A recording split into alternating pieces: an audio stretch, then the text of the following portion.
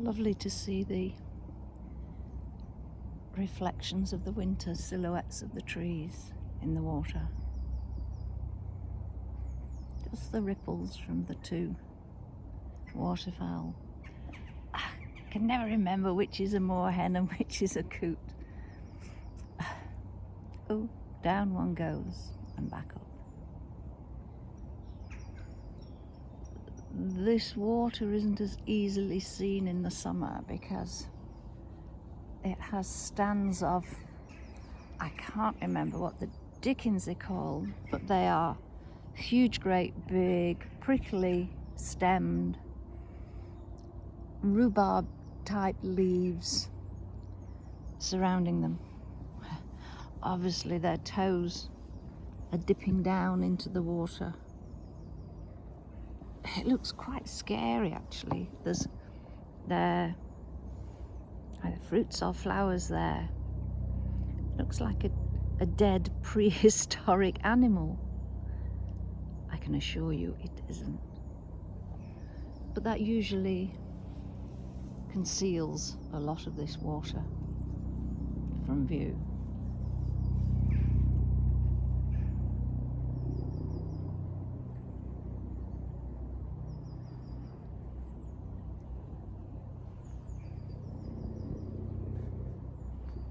And over this side we have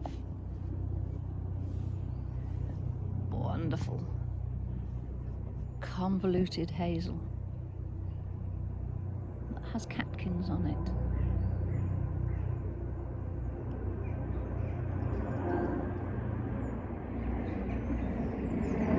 Now we have the helicopters joining us as well as the planes. Oh, it's all go round here.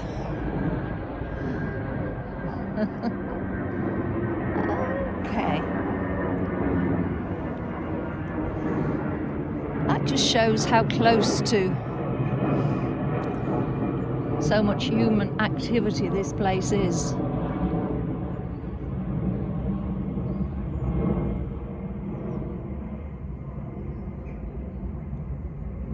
But between those sounds, it goes back to peaceful and quiet.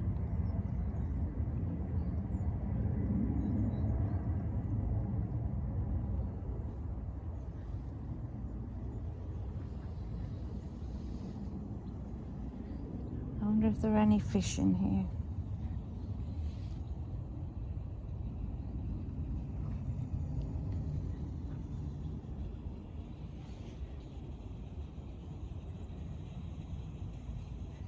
The island covered in rhododendrons will be beautiful shortly.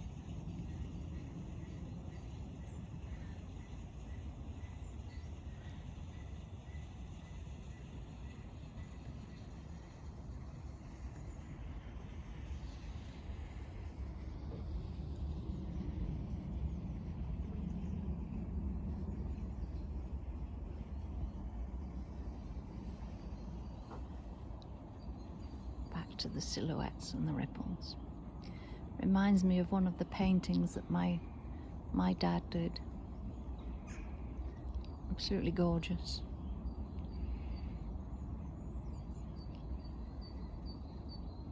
I was so proud of his paintings and the fact that at the age of 73 he had an exhibition.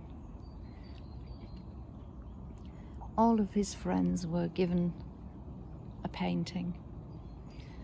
I should imagine that many of them were just put in a skip or hopefully taken to a charity shop when they died. My dad's work has pride of place at my house. Loved him lots, loved my mum lots, and I respected them both.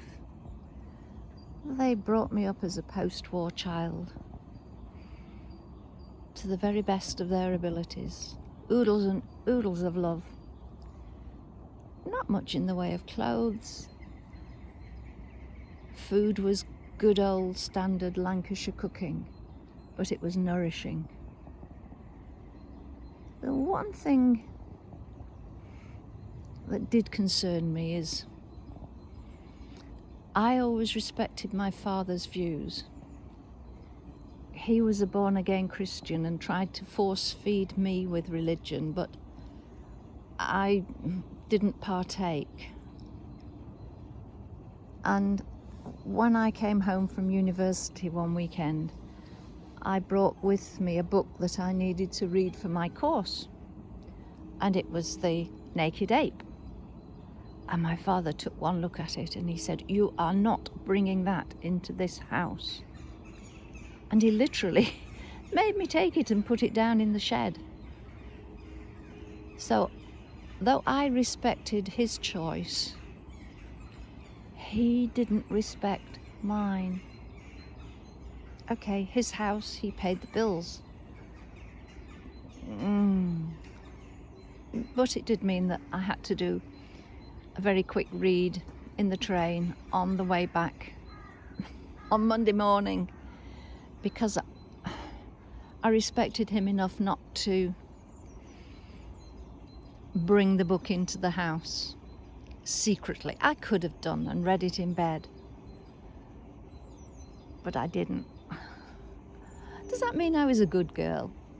I guess it does. I did my best.